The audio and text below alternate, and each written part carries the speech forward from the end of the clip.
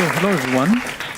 I'm here to talk about our future, both the future of our species, Homo sapiens, and about your own personal future.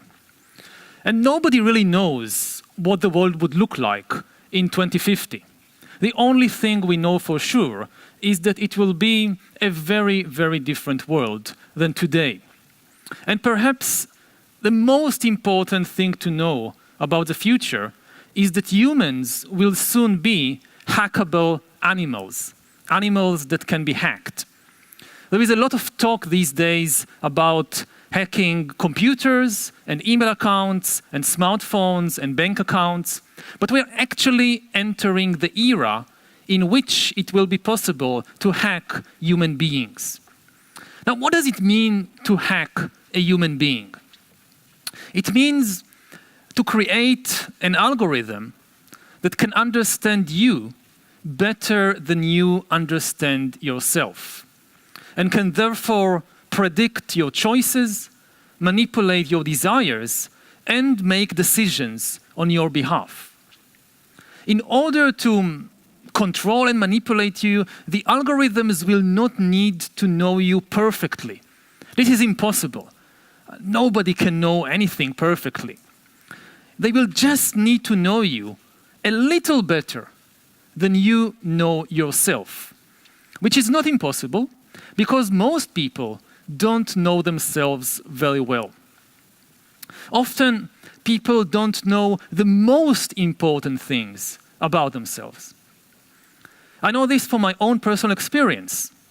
It was only when I was 21 that I finally realized that I was gay, after living for several years in denial. And today, I keep thinking back to the time when I was 15 or 16 or 17, and I try to understand, how did I miss it? It should have been so obvious. But the fact is that I didn't know. And that's hardly exceptional.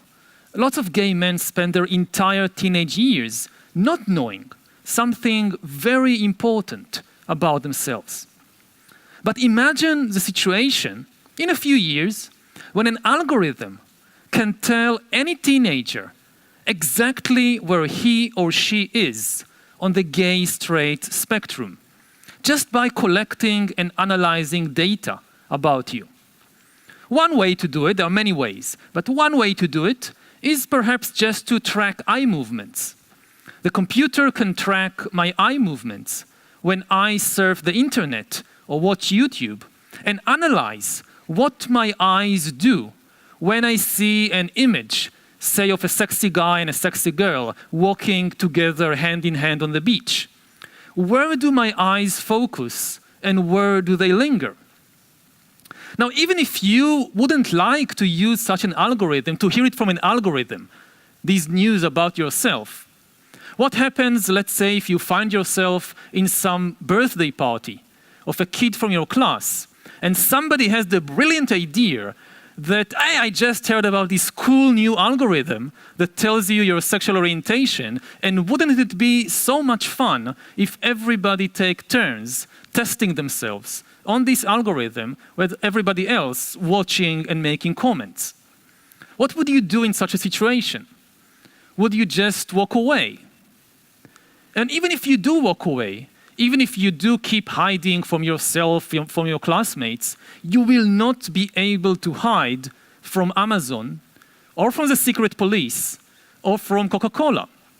As you surf the web, or watch YouTube, or just walk down the street, the algorithms will be discreetly monitoring you and hacking you in the service of the government, or a corporation, or some organization. Maybe you still don't know that you're gay, but Coca-Cola already knows it. So next time they show you an advertisement, they choose to use the version with the shirtless guy and not the version with the girl in the bikini. And next day when you go to the shop, you choose to buy Coke and not Pepsi, and you don't even know why. You think you did it from your free will. They know why you did it. And such information will be worth billions. Now, I know, of course, not everybody is gay, but everybody has some secrets worth knowing. Now, what do you really need in order to hack a human being? You need two things, just two things. You need a good understanding of biology, and especially brain science, and you need a lot of computing power. Now, in the past, for thousands and thousands of years of human history, nobody knew enough biology, and nobody had enough computing power in order to hack human beings. So even if the secret police followed you around 24 hours a day, watching everything you do, they still couldn't know what was really happening inside your brain. They still couldn't really understand your feelings, or predict your choices, or manipulate your desires. But soon, corporations and governments will have enough understanding of biology and enough computing power to hack humans. And when this happens, and it is already beginning to happen, then authority will gradually shift from humans to algorithms. And this is already beginning to happen in more and more fields, even in democratic societies. Even without any government coercion, people are willingly entrusting more and more authority to the algorithms. We trust Facebook to tell us what is new. We trust Google Search to tell us what is true. We trust Google Maps to tell us where to go. Netflix tells us what to watch, and Amazon tells us what to buy. Eventually, within 10 or 20 or 30 years, such algorithms could also tell you what to study at college, and where to work, and whom to marry, and even whom to vote for. And as algorithms become better, they can not only guide and control humans, they might also replace humans in more and more jobs. And this is even true, or especially true, of jobs that demand a good understanding of human feelings. For example, there is a lot of talk these days about self-driving cars. But even in order to replace human drivers, self-driving vehicles, or the computers that drive these vehicles, they need not just to know how to navigate the road, they need to understand humans. They need to understand and anticipate the behavior both of human customers and also of human pedestrians. They need, for example, to recognize the difference between an 80-year-old and an 18-year-old and a 40-year-old that are approaching the road. And they need to understand something about the difference in behavior between small children and teenagers and adults. Similarly, in order to replace human doctors, computer will need to understand not just our diseases, but also our emotional moods. The computer will have to know whether a patient is angry or fearful or depressed. But it's very likely that computers will be able to do that better than most human doctors, because after all, anger and fear and depression are biochemical phenomena just like flu and cancer and diabetes. If computers can diagnose flu, computers can also diagnose fear. Now, of course, as all jobs in driving vehicles and in diagnosing diseases will gradually disappear, all kinds of new jobs, which we cannot even imagine at present, will emerge. But the new jobs, too, will continue to change and to disappear. Few jobs will remain the same for decades, for a long time.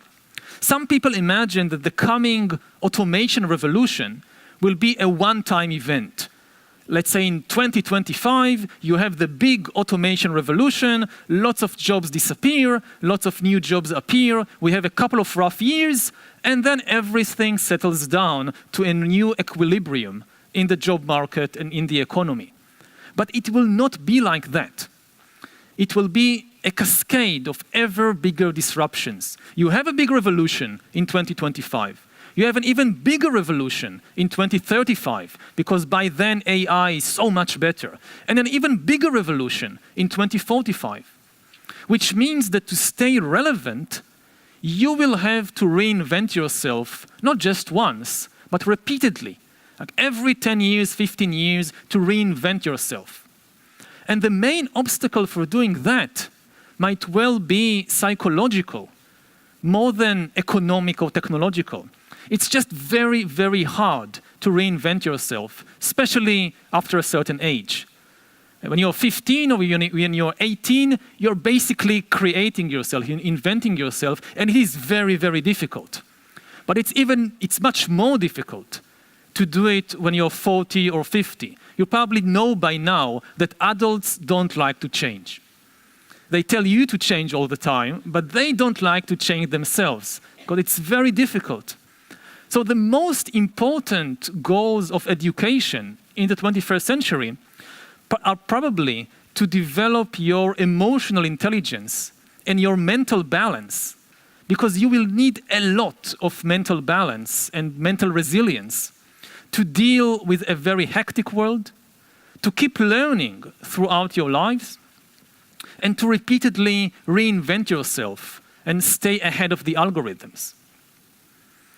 Now, I hope all this doesn't depress you too much. It's not the point. I mean, they told me repeatedly, don't scare the kids. But I really think that you can handle it, that you can really rise to the challenge. Humans are extremely adaptable beings. If we know what we are facing, we can adapt to it and we can find solutions. And I'm really most curious to hear what you have to say about all this. So thank you for listening. And in a few minutes, we'll have a chance to hear what you think. Thank you.